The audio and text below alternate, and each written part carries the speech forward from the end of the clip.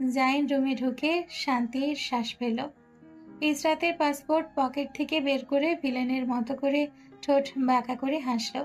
পাসপোর্টের date check করতেই চোখে পড়ল ইসরাতের পাসপোর্টের ডেট শেষ হবে মেয়ের শেষের দিকে। জাইন নখ মুখে দিল। নখ কামড়াতে কামড়াতে ভাবতে লাগলো ইসরাতকে নিজের সাথে কিভাবে নিবে। মাথায় কিছুই আসলো না। ঠোঁট কামড়ে দাঁড়িয়ে রইল। পায়চারি করতে লাগলো এদিক সেদিক। আর ভাবতে লাগলো কি করা যায়, কি করলে ইসরাতকে নিয়ে যেতে পারবে। তার চিন্তার মধ্যে রুমের বাহির থেকে নক করার শব্দ আসলো। জাইন বিরক্তির চোখে তাকিয়ে বলল, আসতে। ইসরাত রুমে প্রবেশ করলো ধীর গতিতে। জাইন একবার তাকালো। এই মেয়ে হাঁটলে একটা পিঁপড়াও মরবে না তার কাছে মনে হয়।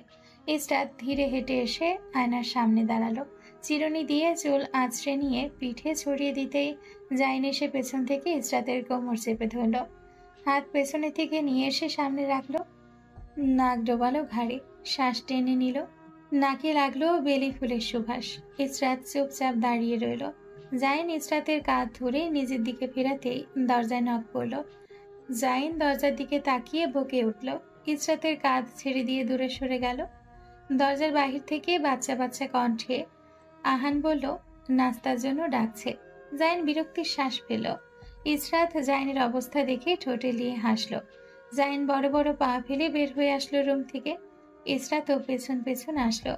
সিঁড়ির সামনে গিয়ে দেখতে পেল নুসরাত মুখ গম্ভীর করে দাঁড়িয়ে আছে, আর আরশ নুসরাতের সাথে বকবক করছে। জাইন বিড়বিড় করলো, আজকে সূর্য উল্টো দিক করছে নাকি তার দিক পরিবর্তন করছে? ওটা আপনার না জানলেও চলবে, ওসবের জন্য নাসা আছে। জাইন কথা বাড়ালো না, নুসরাতের পাশ কাটিয়ে চলে গেল। খাবার টেবিলে খাবার শেষে এসে উপস্থিত হলেন মেহেরুন্নিসা। আজকাল ওনার ফ্যাশন চেঞ্জ হয়েছে। বাড়িতে শাড়ির বদলে মেহেরুন্নিসা কুর্তি আর প্যান্ট পরে ঘুরেন। ঠোঁটে লেগে থাকে মিষ্টি হাসি। এখন তিনি চা আর পান খান না। ওনার মতামতে ওসব গরিবরা খায়, উনি খান ব্ল্যাক কফি। খেতে তিতো লাগলেও মেহেরুন্নিসা খাওয়ার চেষ্টা করেন, এমন ভাব করেন যেন কিছু হয়নি। আরও অনেক কিছু পরিবর্তন হয়েছে। নিজের ফিটনেসের দিকে নজর দিচ্ছেন তিনি। রোজ সকালে এখন শসা, গাজর, ফ্রুটস আর টমেটো দেওয়া স্যালাড খান। এসবে বিরক্ত হিলাল সাহেব। মেহেরুন্নিসার এসব কাজে কিছু বলতে পারেন না, মা বলে। শুধু মুখ বুজে সহ্য করতে হচ্ছে। মেহেরুন্নিসা চোখে চশমা নিয়ে এসে বসলেন। হাত দিয়ে ইশারা করে বললেন, বড় বউ। জি আম্মা। নাইফ আর কাঁটা চামচ কই? লিপি বেগম তড়িঘড়ি করে কিচেন থেকে ছোটখাটো নাইফ এনে দিলেন। মেহেরুন্নিসা বিরক্তির স্বরে বললেন, বড় বউ, তোমার খেয়াল কোথায় থাকে? দুঃখিত আম্মা, ভুলে গিয়েছিলাম। এরপর থাইকা যেন মনে থাকে কথাটা। ওই তুই আমার ইংলিশ শিখাইবি কবে থাইকা? শেখাবো, আবার কিছু কাজ আছে অফিসের, ওগুলো রিপোর্ট জমা দিয়ে শেখাবো তোমায়। মেহেরুন্নিসা মাথা নাড়লেন। হিলাল সাহেব বিরক্তির স্বরে বললেন, আম্মা, তুমি এখন ইংলিশও শিখবে? হ, শিখুম। কখন কোনটা দরকার লাগে তা আর কম যায় না। বিপদ আপদ তো বলে কয়ে আসে না, তাই আমি এখন থাইকা প্রস্তুতি নিচ্ছি। হেলাল শ্বাস ফেলে খাবার খেতে মন দিলেন। কপালে তৈরি হলো গাঢ় ভাঁজ। মেহেরুন্নিসার মাথা থেকে এসব কথা কিভাবে ঝেড়ে ফেলবেন এখন সেটা বড় চিন্তার বিষয়। এসব কি মেনে নেওয়া যায়?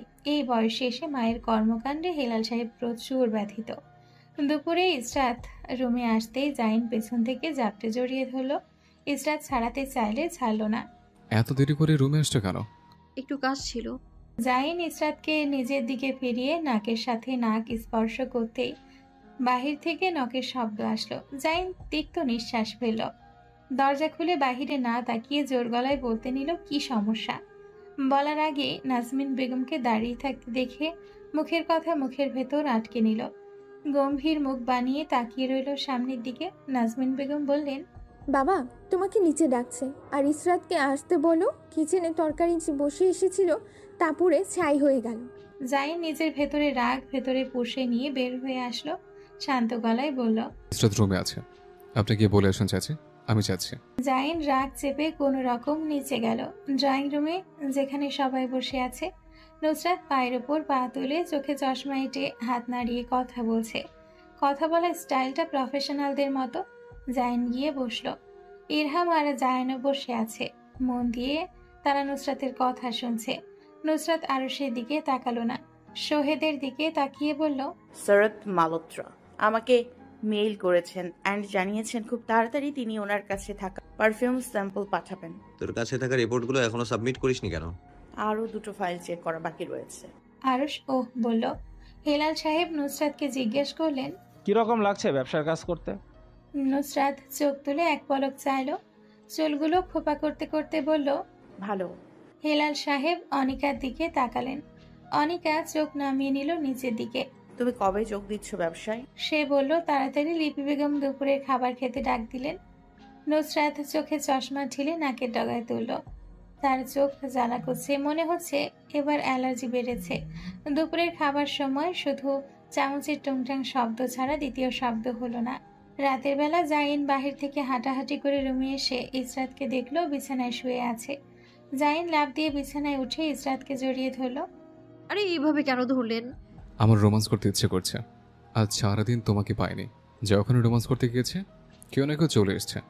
এখন আর ছাড়াছাড়ি নেই। ইসরাত জাইনের দিকে নির্লিপ্ত চোখে তাকালো। জাইন ইসরাতের গালে চুমু দিতে গেল, এমন সময় আবারও দরজায় নক হলো। জাইন নাকমুখ কুঁচকে রাগী দৃষ্টি ছুড়ে দিল দরজার দিকে। ইসরাত জাইনের দিকে তাকিয়ে অট্ট হাসিতে মেতে উঠল। বিছানার এপাশ থেকে ওপাশে গড়াগড়ি খেলো। জাইন দরজা খুলে জায়ানকে দেখে নাকমুখ আরো কুঁচকে ফেলল। কি চাই? আর এখানে কি?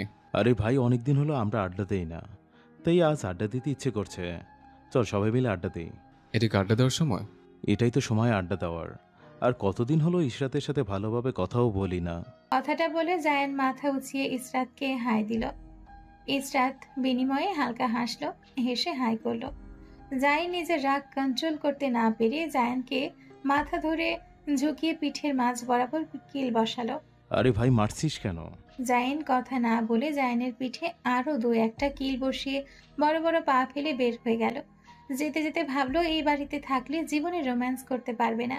রোম্যান্স করতে হলে এই বাড়ি ছাড়তেই হবে। রোম্যান্স না করলে কি ভবিষ্যৎ প্রজন্ম আসবে? না, আসবে না। তাই জাইন নিচে নামতে নামতে প্ল্যান করে ফেললো, আর এই দেশে না। পাসপোর্টের ডেট পিছিয়ে আনতে হবে। ভবিষ্যৎ প্রজন্মের জন্য এই কোরবানি তাকে দিতেই হবে। রাতের খাবার খেয়ে এসে বেডের হেডবোর্ডে হেলান দিয়ে নুসরাত চুপচাপ বসে পড়ল।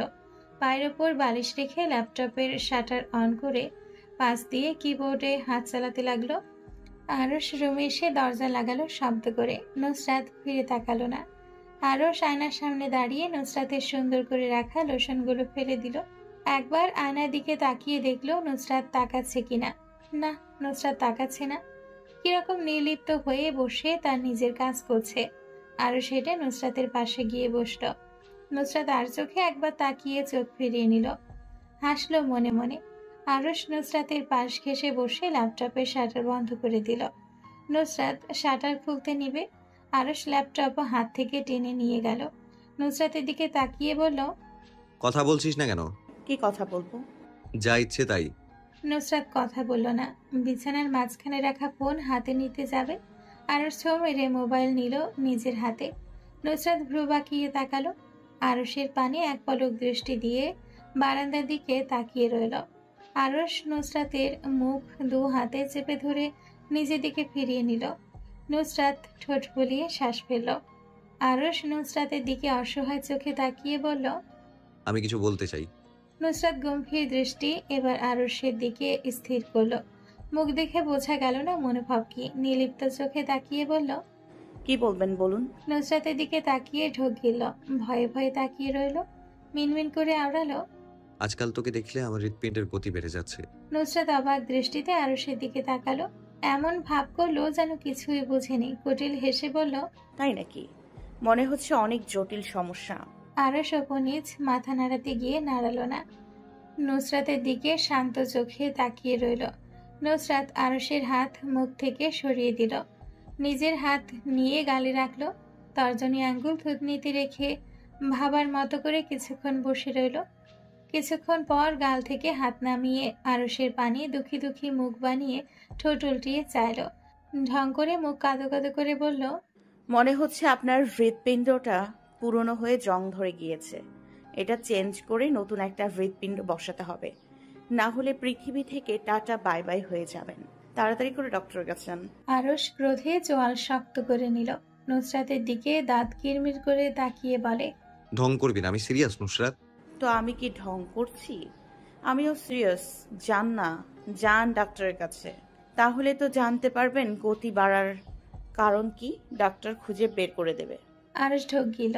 এটা তাকে ইচ্ছে করে রাগানোর চেষ্টা করছে তা আরস ভালোই জানে। চুপ করে কিছুক্ষণ বসে থাকলো। ঠোঁট কামড়ে ভাবলো কিভাবে কনফেস করবে নিজের অনুভূতি। নুসরাতের হাত চেপে ধরে হাঁটু গেড়ে বিছানার পাশে বসলো সুঠাম দেহে ছেলেটা। পুরুষালী ধারালো চোয়ালে কিছুটা নমনীয়তা নেমে আসলো। ঠোঁট কামড়ে তাকিয়ে রইল এক দৃষ্টিতে কিছুক্ষণ নিজের ব্যক্তিগত নারীর দিকে। ভয় লাগছে নুসরাত কিভাবে রিয়্যাক্ট করবে সেটা নিয়ে। নিজের ভয়কে একপাশে ফেলে দিয়ে আরুষ নুসরাতের মেইলি নরম দুহাত নিজের মুঠোয় পুরে নিল। ঢোক গিলে আওড়ালো, আমি আমার হার স্বীকার করে দিচ্ছি, আমি তোর মায়ায় পড়েছি। আমি আমার কথা ফিরিয়ে নিচ্ছি। আমি যা যা বলেছি তার জন্য আমি মাফ চাচ্ছি। তুই আমার ভুলগুলো ক্ষমা করে দে। আমরা দুজন মিলে একটা সুন্দর জীবন সাজাই। এত মারামারি, ঝগড়া ঝাঁটি, চ্যালেঞ্জ দিয়ে কি হবে? জীবনটা ছোট্ট, তাহলে ছোট্ট জীবনটা একটু হাসি খুশি ভাবে উপভোগ করি। তোকে আমি সেদিন যা যা বলেছিলাম তার জন্য আমি দুঃখিত। তুই তোর অভিযোগগুলো আমাকে বলতে পারিস, আমি সেগুলো ঠিক করার চেষ্টা করব। মানুষ তো ভুলের ঊর্ধ্বে নয়, আমিও সেরকম একজন। আমি আমার সব কথা ফিরিয়ে নিচ্ছি। যা যা বলেছি তার জন্য আমি ক্ষমা চাচ্ছি। সব ভুলে গিয়ে সুন্দর একটা রঙিন জীবন সাজাই আমরা। নুসরাত তাচ্ছিল্যের হাসি হাসল। ঠোঁট বাঁকিয়ে তীক্ষ্ণ দৃষ্টিতে তাকিয়ে রইল। আরশ ধীরে ধীরে নুসরাতের হাতের মধ্যে মাথা রাখল, চোখ নিচে নামিয়ে নিল। সে একবারও নুসরাতের দিকে চোখ তুলে তাকালো না। নুসরাত আরশের দিকে তাকিয়ে বলল, আপনি কি বলছেন এসব? আমি বুঝতে পারছি না। ঢং করবি না নুসরাত, তুই সব বুঝতে পারছিস আমি জানি। নুসরাত শব্দ করে হাসল। ক্যানাইল দাঁত বের করে ঠোঁট বাঁকালো। নুসরাত নিজের হাত আরশের মুঠো থেকে বের করে নিয়ে এসে বলল, চ্যালেঞ্জে হেরে গেলেন সৈয়দ আরশ হেলাল। কি বলেছিলেন যেন? নুসরাত চ্যালেঞ্জ ধরতে চাস না, গু হারান হারবি। নুসরাত কথাগুলো বোকা চেহারা বানিয়ে বলল। পরমুহূর্তে গলা কঠিন করে বলল, হেরে গেলেন তো আপনি। আমি তো বলেছিলাম আজ না হোক কাল আপনি আমার প্রেমে পড়বেন। দেখেছেন আমার কথা মিলে গেল। তাহলে এখানেই এসবের সমাপ্তি টানি। অনেক ঢং, অনেক নাটক, অনেক অভিনয় হয়েছে। আমি আপনার সাথে থাকতে থাকতে হাঁপিয়ে উঠেছি। এই দেখুন আমার শ্বাস বন্ধ হয়ে আসছে, আমি শ্বাস নিতে পারছি না। কিছুক্ষণ থামলো মেয়েটা। আরশ ততক্ষণে অক্ষি কোটরে পানি নিয়ে নুসরাতের পানে তাকিয়েছে। চোখে মুখে ফুটে উঠেছে নিদারুণ অবাকতার রেশ। আরশের দিকে এক পলক নুসরাত তাকালো, অতঃপর বজ্র কণ্ঠে হিসিয়ে বলল, তাহলে এবার ডিভোর্সটা হওয়া উচিত। খুব তাড়াতাড়ি ডিভোর্স লেটার পাঠিয়ে দিব। আমি লয়ারের সাথে কথা বলছি, 2-1 দিনের মধ্যে চলে আসবে ডিভোর্স লেটার। আর বাড়ির মানুষদের তো জানাতে হবে সবকিছু। তাহলে আগামীকাল সকালে জানিয়ে দিই কিভাবে আমাদের বিয়ে হলো, কেন হলো, কি জন্য হলো। আগামীকাল সবাইকে জানিয়ে দিব। জান, আজ থেকে আপনি মুক্ত। আমার মতো কালো মেয়ে, বেয়াদব, অভদ্র, আত্মসম্মানহীন বউকে নিয়ে থাকতে হবে না। আপনাকে মুক্ত করে দিলাম। আমাকে ডিভোর্স দিয়ে যাকে ইচ্ছা তাকে নিয়ে সংসার করুন। এবার আমাকে বিদায় জানান। আমি যাচ্ছি আমার নানার বাসায়। আরশের চোখের ভেতর ধীরে ধীরে লাল রং ধারণ করতে শুরু করলো। হাত শক্ত করে নিজের রাগ আয়ত্তে আনার চেষ্টা করলো, কিন্তু নুসরাতের মুখে ডিভোর্সের কথা শুনে নিজের রাগ সামাল দিতে পারল না। দাঁতে দাঁত চেপে শক্ত হাতে নুসরাতের গাল চেপে ধরে হিংস্র কণ্ঠে আওড়ালো, ডিভোর্সের কথা মুখে আনবি না। কিসের ডিভোর্স? এসব কথা বললে মুখ ভেঙে দিব। শেষ হোক সব এখানেই। ডিভোর্স লেটার ঠিক সময় এসে যাবে। নুসরাত আরশের হাত ছাড়িয়ে উঠে দাঁড়ালো। বিছানা থেকে উঠে রুম থেকে যেতে নিবে আরশ নুসরাতের হাত চেপে ধরলো। চোখের কোণে জমা হলো পানির অস্তিত্ব। তুই বললে আমি তোর পা ধরবো, তবুও ডিভোর্সের কথা বলবি না। আমি আমার ভুল মেনে নিচ্ছি, আমার ভুল হয়েছে। আমি তোকে অনেক কষ্ট দিয়েছি, আমি মানছি, তবুও ক্ষমা করে দে। নুসরাত আরশের দিকে ফিরে তাকালো না, হাত ছাড়িয়ে সামনের দিকে চলে যেতে চাইলো। আরশ ডুকরে কেঁদে উঠল। চোখ থেকে পানি গড়িয়ে থুতনি হয়ে গলার নিচে চলে গেল। নুসরাতের হাতের মধ্যে নিজের চোখ চেপে ধরে আরশ বিড়বিড় করে বলল, আমার সাথে তোর সুন্দর ব্যবহার করতে হবে না। আমি তুই যেভাবে থাকতে চাইবি ওভাবেই থাকতে দিব। আমি তোর কোনো কাজে বাধা দিব না। আমি লজ্জিত তোকে বডি শেম করায়। আমি তোকে আত্মসম্মানহীন বলার জন্য তুই কষ্ট পেয়েছিস। আচ্ছা আচ্ছা, আমি সবকিছু ফিরিয়ে নিচ্ছি। তুই তুই এত নিষ্ঠুর হোস না আমার প্রতি, প্লিজ। নুসরাত নড়ল না। তার চোখে এখনো ভাসে সেই দিনের কথা। সে আরশের কান্না দেখল। খারাপ লাগছে তার, কিন্তু সেদিন তো নুসরাতেরও খারাপ লেগেছিল। নুসরাতকে তো কেউ সান্ত্বনা দেয়নি, নিজেকে নিজে সামলেছে। একদম ঠিক হয়েছে আরুষের সাথে, সে মাফ করবে না আরুষকে। নুসরাত পাষাণের মতো দাঁড়িয়ে রইল স্থির। আরুষ নুসরাতের হাত ছেড়ে দিয়ে মুখ চেপে ধরল হাতের তালুতে। আরুষ এলোমেলো কথা বলতে লাগলো, এক কথা ঘুরে ফিরে দুবার তিনবার বলল। নুসরাতের গালে বারবার হাত দিয়ে চেপে ধরে কপালে কপাল লাগালো, কান্না গলায় বলল, এত নিষ্ঠুর হোস না আমার প্রতি। আমি সর্বসুখ নিয়ে এসে তোর পায়ের তলায় দিয়ে দেবো। নুসরাতের গলা শান্ত, শক্ত গলায় কথা বলায় বোঝা গেল না ভেতরের মনোভাব। আরুষের দিকে তাকিয়ে হাসলো। নুসরাতের এই হাসি আরুষের কাছে মনে হলো বড় নিষ্ঠুর। হাসি কি শুধু নিষ্ঠুর? এই রমণীটি পুরোই নিষ্ঠুর। এর মতো পাষাণ হৃদয়ের মানুষ আরুষ আর দেখেনি। বুকে যে ক্ষত তা কিভাবে ভরবেন আরশ? আরুষ নুসরাতের দিকে কান্না চোখে তাকালো, কান্না গলায় বলল, প্লিজ আমাকে ছেড়ে যাস না। আমি তোকে ছাড়া বাঁচবো না। I can't live without you. I can't, sweetheart. পৃথিবীতে কেউ কাউকে ছাড়া মরে না। এই দেখুন, আমার সবাই থেকেও কেউ নেই, তবু আমি মরিনি। আপনার বড় ভাইকে দেখুন, কি বলেছিলেন? জেলাকে ছাড়া বাঁচবে না। দেখুন, এখন আপনার ভাইও বেঁচে আছে, ইশরাতের সাথে মানিয়ে নিয়ে ঠিক সংসার ধর্ম পালন করছে। ওসব ভালোবাসা টালোবাসা কিছুরই এই পৃথিবীতে অস্তিত্ব নেই। মানুষ ভালোবাসে টাকা আর রূপকে। যার টাকা আছে তার রূপ আছে, যার রূপ আছে তার মূল্য আছে। নুসরাত আরুষের হাত মুখ থেকে ছাড়িয়ে নিয়ে দরজা দিয়ে বের হতে নিবে। আরুষ নুসরাতের পা চেপে ধরল। নুসরাত ছিটকে দূরে সরে গেল। চোখ মুখ উল্টে আরুষের দিকে তাকাতেই আরুষ মৃদু গলায় শুধালো, এবার তো মাফ করবি তাই না? আমি পা ধরেছি তোর, তুই যা বলবি তাই করব। আমি তোর সব ক্ষত সারিয়ে তোলার চেষ্টা করব। নুসরাত হাসল। আরুষের কাজ ঘেঁষে বসল, হাত ছাড়াতে চাইল পা থেকে। আরুষ ছাড়ল না, দু হাতে দৃঢ় বন্ধনে আবদ্ধ করলো পা। আরশ, পা ছাড়ুন। এসব কোন ধরনের আচরণ? আরুষ ছাড়তে চাইল না পা। নুসরাত জোর করে হাত ছাড়িয়ে নিল। রাগে চোখে তাকিয়ে উঠতে যাবে, আরুষ দুই হাত দিয়ে নুসরাতের মাথা দেওয়ালে সাথে চেপে ধরল। নিজের হাত দিয়ে নুসরাতের মুখ চেপে ধরে এক দৃষ্টিতে কিছুক্ষণ তাকিয়ে ভিজে চুমুতে রাঙিয়ে দিল পুরো মুখ। ঠোঁটের এক পাশে গাঢ় চুমু খেলো, যা শ্বাসরোধ করার মতো ছিল। নুসরাত ছটফট করলো, নিজেকে ছাড়ানোর চেষ্টা করলো, সরে যেতে চাইলো এই দহনীয় অনুভূতি থেকে। আরুষ ভ্রুক্ষেপ করলো না, বল প্রয়োগ করলো আরেকটু বেশি। নিজের হাতের মধ্যে মেয়েলি মুখটা চেপে ধরে রাখলো।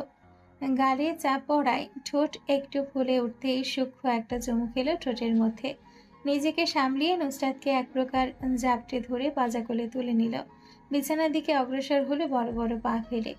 চোয়াল শক্ত করে নিয়ে ছুঁড়ে ফেলার মতো বিছানায় ফেললো মেয়েলি শরীরটা। শক্ত গলায় আওড়ালো, আজ বলেছিস ডিভোর্সের কথা, আরেকদিন যদি বের হয় তোর মুখ দিয়ে ওই কথা, তাহলে তোর ওই মুখ ভেঙে হাত পা বেঁধে রাখবো। তুই না চাইলেও আমার সাথে থাকতে হবে, আর চাইলেও আমার সাথে থাকতেই হবে। তোর ইচ্ছেতে বিয়ে হয়েছে, কিন্তু এখন সব আমার ইচ্ছায় চলবে।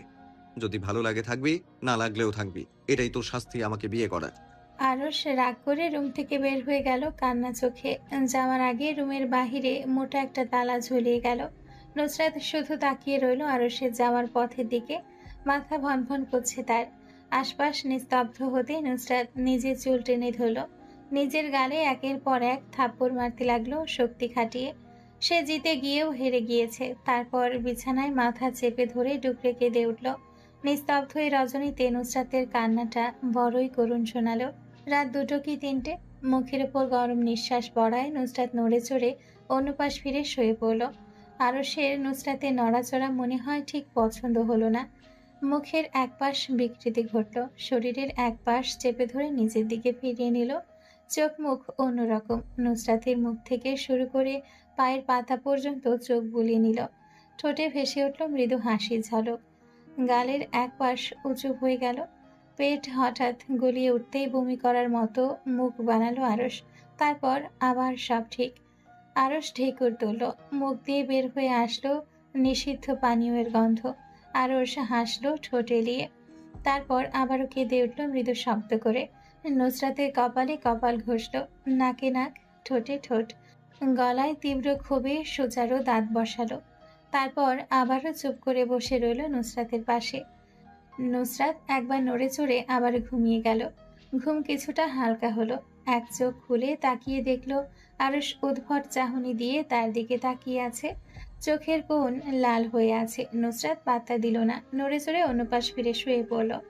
ঘড়ির কাঁটা টিকটিক করে সেকেন্ডের কাঁটা থেকে মিনিটের কাঁটা, মিনিটের কাঁটা থেকে ঘন্টার কাঁটায় যেতে আরশ মাথা ধুম করে ফেলে দিল নুসরাতের পেটের উপর।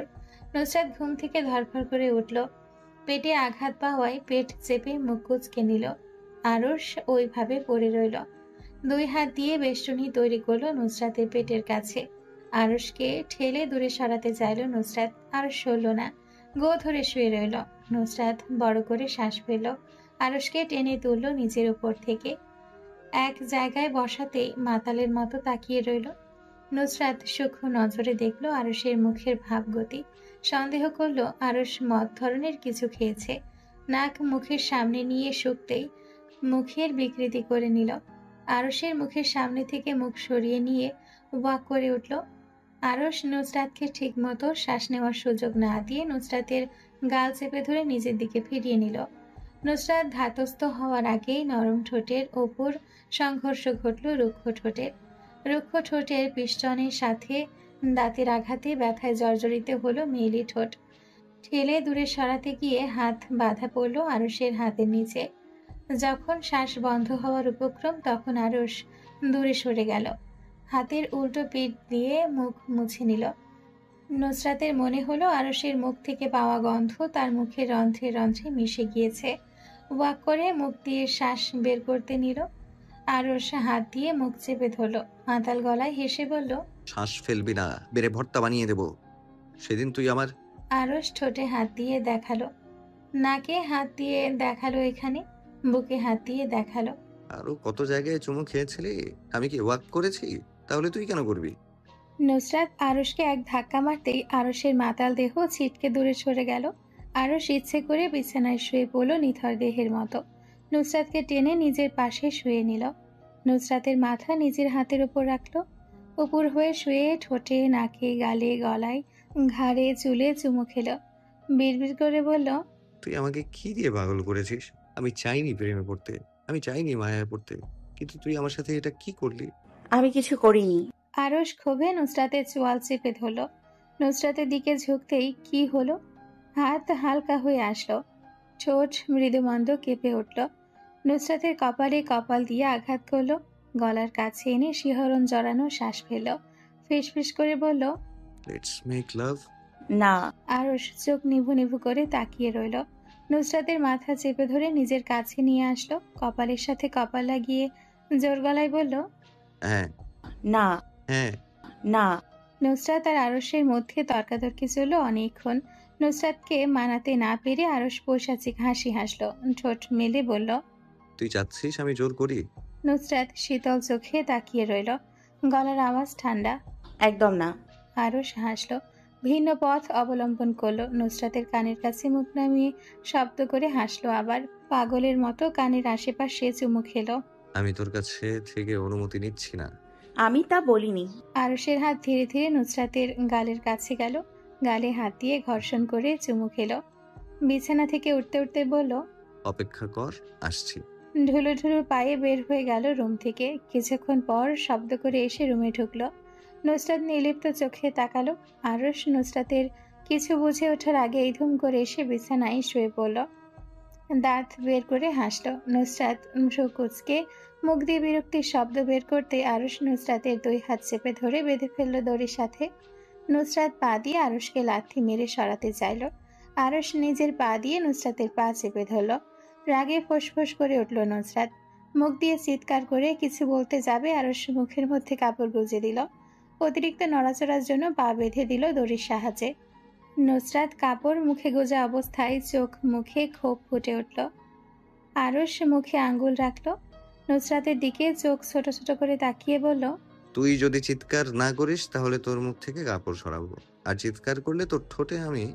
আরশ থুতনিতে হাত রেখে ভাবল, তারপর বলল, হ্যাঁ, আমি 200, না কম হয়ে যায়, 500টা কামড় মারবো। দেখ, আমি ভালো মানুষ তাই কম বলেছি, অন্য কেউ হলে তোকে 1000টা কামড় মারতে পারতো না। আমি তোর কষ্ট তো বুঝি, আমি তোর স্বামী না তাই। নুসরাতের দিকে তাকিয়ে বলল রাজি। নুসরাত ওপর নিচ মাথা নাড়ল। আরস মুখ থেকে কাপড় সরিয়ে আনলো। কুকুরের বাচ্চা, একবার হাত থেকে দড়ি খোল, তারপর দেখিস তোর কি করি। বেবি, আগে বিছানা থেকে ঠিকঠাক ভাবে ওঠো, তারপর না হয় আমার কিছু করবে। নুসরাত হাত পা চালাতে না পেরে রাগে নিজের ঠোঁট কামড়ে উঠল। আরসের দিকে দাঁত কিরমির করে তাকিয়ে রইল। বেবি রাখবি না আমায়, আমি তোর কোনো বেবি টেবি কিছুই না। তুমি তো আমার বেবি। একবার ছাড়া পাই, তারপর দেখ তোর বেবি কিভাবে বের করছি। আচ্ছা, দেখবো তুই কি করিস। আরস কাপড় গুজে দিতে চাইলো, তারপর কি ভেবে স্মিট করলো। নুসরাতের দিকে ঝুঁকে চুমু খেলো ঠোঁটে। নুসরাত দাঁত দিয়ে কামড়ে ধরলো আরসের ঠোঁট। আরস হাসলো, ডিপ গলায় বলল, গুড, এইভাবে আমার কাজে রেসপন্স কর। ঘড়ির কাঁটা টিকটিক করে 4টার কাঁটায় গেল। ঘড়ি শব্দ করে জানান দিল ভোর হয়ে যাচ্ছে। নুসরাতের কঠোর গলার আওয়াজ শোনা গেল রুমের ভেতর থেকে। এক পা এগোনোর চেষ্টা করবি না কুত্তা, মেরে ফেলবো তোকে, পিস পিস করে কেটে পানিতে ভাসিয়ে দিব। তোর জন্য মরণ সই, তোর হাতের মৃত্যু আমি মাথা পেতে নিব। আরসের বাচ্চা সরবি নাকি তোর ভবিষ্যৎ অন্ধকার করে দিব। পা তো বাধা জান, তুমি কিভাবে ভবিষ্যৎ অন্ধকার করবে? নুসরাত রাগে ফোঁসফোঁস করে উঠল। আরসের দিকে ভয়ার্ত চোখে তাকিয়ে বলল, সামনে আগামী না আরস, হত্য ছাড়া পাবো তখন তোকে মেরে দিব। তুই আমার সুযোগ নিচ্ছিস, গলা টিপে হত্যা করবো তোকে আমি। জান, তোর মুখে এই তুইটা না অনেক জোশ, আমার অনেক ভালো লাগছে। আবার বল, তুই রাগলে আমার কাছে তোকে ভল কেন মনে হয়? তাহলে ভল কেন ওই ঝাঁপ দিয়ে মরে যাস না কেন? আজ তো মরতে এসেছি তোর কাছে। বাইরে বাতাস বইতে লাগলো। হঠাৎ করে ধুলো ঝড় শুরু হলো। বাহিরে তাণ্ডবের কাছে রুমের ভেতরে তাণ্ডব ঢাকা পড়ল। মৃদুমন্দ নুসরাতের গলার আওয়াজ পাওয়া গেল, সাথে আরসের হাসির। আমি তোকে ছাড়বো না আরস, তুই আমার এত বড় ক্ষতি করছিস, তোকে হত্যা করব। আচ্ছা, ছাড়িস না, ধরে রাখিস। আমি তোর সাথে এভাবে থাকতে চাই, মরার আগ পর্যন্ত এবং মরার পরেও। পরদিন সকালে আরসের মাথা ব্যথার জন্য চোখ খুলে তাকাতে পারল না। শরীরে শীত অনুভব হলো। কমফোর্টার ভালোভাবে শরীরে জড়িয়ে শুয়ে পড়তেই চোখে ঝাপসা কিছু ভাসলো। নিভো নিভো চোখ ফিরিয়ে তাকালো পুরো রুমে, না নুসরাত নেই। চোখ ফিরিয়ে নিয়ে শুয়ে থাকলো। মনে করলো নুসরাত আশেপাশে আছে। বিকেল 4টা। আরস শরীরের অলস্যতা ছেড়ে দিয়ে উঠে দাঁড়ালো। শ্বাস ফেলতে নাকে উদ্ভট গন্ধ আসলো। ধীরে ধীরে রাতের কথা মনে হলো। নুসরাত ডিভোর্সের কথা বলায় রাগ করে রুম থেকে বের হয়েছিল। তারপর মাহাদির কাছে গিয়েছিল। এরপর আর কিছু মনে নেই, সব ঝাপসা। মাথা চিনচিন করে উঠল। 2 হাত দিয়ে মাথা চেপে ধরল। হঠাৎ করে টনক নড়ল। চোখে ভাসল নুসরাতের হাত পা বাঁধা দৃশ্য। একে একে সব মনে হতেই চুল টেনে ধরে চিৎকার করে উঠল। নিজেকে নিজেই গালি দিল। ফাক ইয়োরসেলফ আরশ। নিজেকে সামলে নিয়ে উঠে দাঁড়ালো। হাতে টাওয়াল আর প্যান্ট নিয়ে গোসলে ঢুকলো। শরীর ম্যাজ ম্যাজ করছে। গোসল করে বের হলো রুম থেকে। নিচে নামতেই লিপি বেগম খাবার বেড়ে দিলেন। আরসের মাথায় হাত বুলিয়ে দিয়ে বললেন, মাথা ব্যথা কমেছে? আরস মাথা নাড়ল।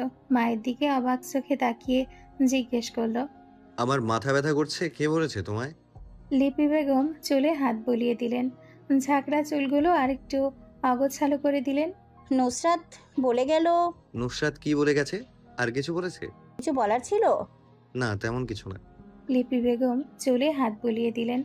আরসের গালের মধ্যে থাপ্পড়ের দাগ দেখে অবাক হয়ে জিজ্ঞেস করলেন, তোর গালে কি হয়েছে? আরস থতমত খেল। গালে হাত দিয়ে ঠকিল। মনে করতে চাইল রাতের কথা। ঝাপসা চোখে ভাসল নুসরাতের হাত খুলে দিতেই এই থাপ্পড় তার গালে পড়েছিল। তারপর নাকে ঘুষি মেরেছিল। আর কি করেছিল? হ্যাঁ, পিঠে আর কোমরে লাত মেরেছিল। ঘুমের মধ্যে থাপ্পড় মেরে দিয়েছিলাম। ওহ, নুসরাত কোথায় গিয়েছে জানো? হ্যাঁ জানি তো। বড় সড়ো লাকিস নিয়ে নানার বাসায় গিয়েছে আর বলে গিয়েছে আগামী 1 বছর আগে সে এই বাড়ি মুখো হবে না। কেউ আটকায়নি? আটকানোর আগেই তো সিএনজি রিজার্ভ করে চলে গিয়েছে। আরস দীর্ঘশ্বাস ফেল। লিপি বেগমের কথায় আরসের খাবার খাওয়া হাত গলায় আটকে গেল। আমার দিকে তাকিয়ে বলল, কিসের পেপার যেন ঠিক সময় পাঠিয়ে দিবে? তুই জানিস কিসের পেপার? আরস ঢোক গিলে মাথা দুদিকে নাড়িয়ে না করলো। লিপি বেগম ভাত দিতে দিতে বললেন, তোর মুখ এভাবে শুকিয়ে গেছে কেন? কই, কোথায়? এই যে। আর চোখ লাল হয়ে আছে কেন? নুসরাতের সাথে ঝগড়া হয়েছে? না, তেমন কিছু না। মাথা ব্যথার জন্য চোখ লাল হয়েছে। লিপি বেগম মাথায় হাত বুলিয়ে দিলেন। আরস চুপচাপ ভাত খেতে লাগলো। তার মোটেও অপরাধবোধ জাগলো না। সে তার অধিকার নিয়েছে। এখন যেদিকে ইচ্ছে যাক। যদি ডিভোর্স দেওয়ার চেষ্টা করে তাহলে সে পা ভেঙে দিবে। গতকাল রাতের মতো হাত পা বেঁধে রেখে সংসার করবে, তবুও ডিভোর্স দিবে না। দেখবে সে ডিভোর্স দেয় কিভাবে।